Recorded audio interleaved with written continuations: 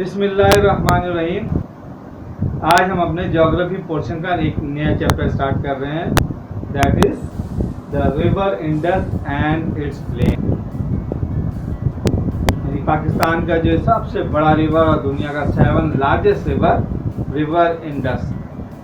ये रिवर पाकिस्तान की जो रिवर इंडस जो है पाकिस्तान की मेन वेन है, यानी इससे पूरे पाकिस्तान की जो है लाइफ जो है वो कनेक्ट है। यानी जो पाकिस्तान एक एग्रीकल्चर कंट्री है और उस एग्रीकल्चर को पूरे सपोर्ट करने में रिवर इंडस और उसकी ट्रिब्यूटरीज जो हैं वो सपोर्ट करती हैं। अगर रिवर इंडस का इतना बड़ा एक सिस्टम ना हो पाकिस्तान में तो हमारी एग्रीकल्चर जो है बिल्कुल भी सरवाइव नहीं कर सकते। और पाकिस्तान एक एग्रीकल्चर कंट्री इन्हीं वजह से है कि यहाँ पाकिस्तान में इंडस रिवर और पंजाब के कुछ रिवर्स और दूसरे स्ट्रीम्स जो हैं वो पाकिस्तान के इस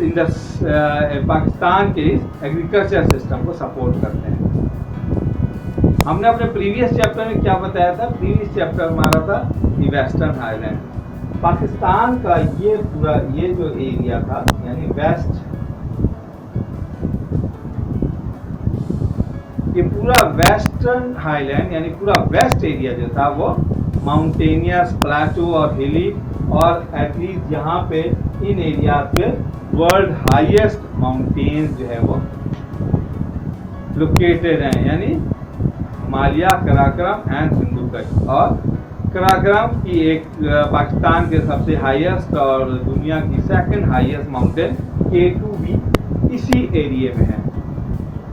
अब इस पूरे एरिया जो माउंटेन है, ये पूरा एरिया ऑलमोस्ट ड्राई और बैरन है और बहुत कम रेनफॉल होती है, तो यहाँ पे एग्रीकल्चर तो हो नहीं सकता। और मैंने अपने प्रीवियस लेक्चर में ये भी बताया था कि एग्रीकल्चर का एरिया जो है वो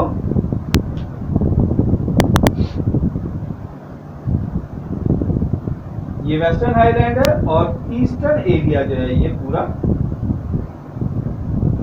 ये पाकिस्तान का प्लेन एरिया, और यहीं पे पाकिस्तान की सबसे मेन जो एग्रीकल्चर क्रॉप्स जो होती हैं वो इन्हीं एरियाज में होती हैं। इनमें पाकिस्तान की सबसे बड़ी जो क्रॉप्स यानी कॉटन, शुगर केन, व्हीट और राइस वो इन्हीं प्लेन एरिया में होती है। यानी southern Punjab and part of the Sindh का जो एरिया है वो प्लेन एरिया है, और इसी एरिया में पाकिस्तान का एग्रीकल्चर जो है वो बेस करता है और पूरा पाकिस्तान इसी एग्रीकल्चर लैंड पे डिपेंड कर रहा होता है।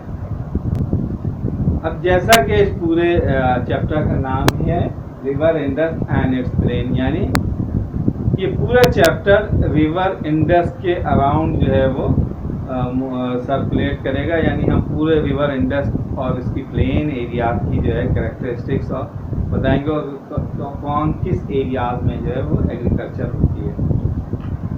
ऑलमोस्ट इंडस रिवर जो है वो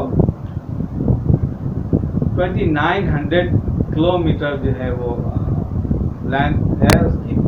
जहाँ से वो शुरू होता है उस कंट्री का नाम है तिब्बत, जो कि चाइना से भी नॉर्दर्न एरियाज पे है, और वहाँ पे एक लेक है जिसका नाम है मानसरोवर। यानी वो तिब्बत से स्टार्ट होता है इंडस रिवर, फिर चाइना में एंटर होता है, चाइना से इंडिया में, और इंडिया से नॉर्दर्न एरिया से यानी इस एरिया से जो है वो इंडिया में पाकिस्तान में एंटर होता है। और यहाँ पर उसको डिफरेंट जो रिवर हैं, गिलगित रिवर, हुंजा रिवर, ये सब इसमें जो है वो ऐड होते जाते हैं और रिवर ग्रेजुअली जो है वो माइटी रिवर में कन्वर्ट होता चला जाता है। और इस एरिया में बहुत ही हाईएस्ट माउंटेन के बिटवीन ये फ्लो करता है बेंजा स्पीड से।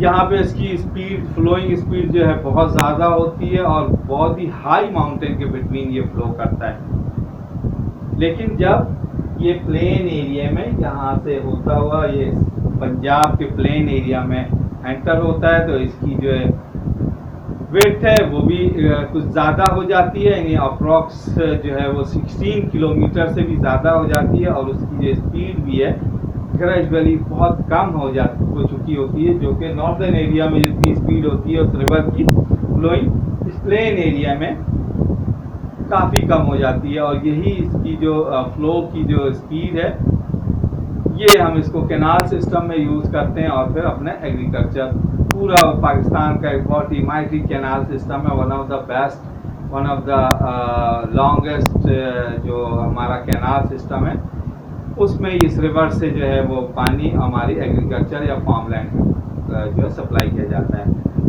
आज हम अपने इस लेक्चर में इंडस रिवर कहाँ से फ्लो होता है, उसकी क्या लेंथ है, और वो पाकिस्तान में किस एरियाज में एंटर होता है, और वो जैसा कि इस चैप्टर का नाम है प्लेन एंड इट्स प्लेन, यानी इंडस रिवर जब पाकिस्तान के प्लेन एरियाज में एंटर होता है तो फिर उसको वो पाकिस्तान के लिए कितना इम्पोर्टेंट रिवर होता है। वैसे तो जब वो इस यहाँ पे नॉर्दर्न एरियाज में होता है बिटवीन द माउंटेन, तो वहाँ भी बहुत ही इंपॉर्टेंस है। वहाँ इन रिवर्स पे डैम और डिफरेंट जो बनाए जाते हैं जो कि पाकिस्तान के ऑब्वियसली एग्रीकल्चर ही को सपोर्ट करते हैं। बट जब ये प्लेन एरियाज में आते हैं तो उससे हम पाकिस्तान के किन किन एरियाज में जो है वो एग्रीकल्चर होती है, वो हम इसको नेक्स्ट लेक्चर में जो है वो डिस्कस करेंगे।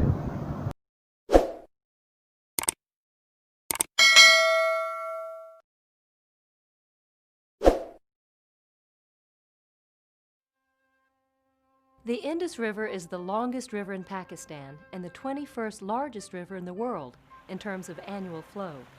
It travels for 1,800 miles and carries an annual average of 272 billion cubic yards of water, which is twice that of the River Nile.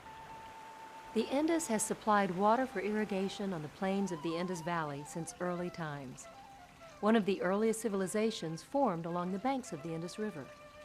As early as 3000 BCE, agriculture began to develop in the Indus River Valley. The ruins of Mohenjo-Daro on the banks of the Indus River mark one of the earliest constructed cities in the world, dating back to between 2600 BCE and 1900 BCE. Today, the Indus River is still the key water resource for the economy of Pakistan, supporting many heavy industries as well as agriculture. The Indus is considered to be the lifeline of Pakistan by the people of that country. The Greek name for this river is Indos, and when Europeans first discovered it, they used its name as the basis for naming the entire country of India. The river rises in southwestern Tibet and flows northwest through the valleys of the Himalayas. The Indus is largely fed by the snows and glaciers of the Himalayas and other mountain ranges in Tibet, India, and northern Pakistan. After crossing into the Kashmir region, it continues northwestward through an area jointly administered by India and Pakistan. It then turns south into Pakistan. Swelled by tributaries from the Punjab region, it widens and flows more slowly. The word Punjab translates as the land of 5 rivers, named after the rivers that flow through it: the Jhelum, Chenab, Ravi, Beas, and Sutlej rivers.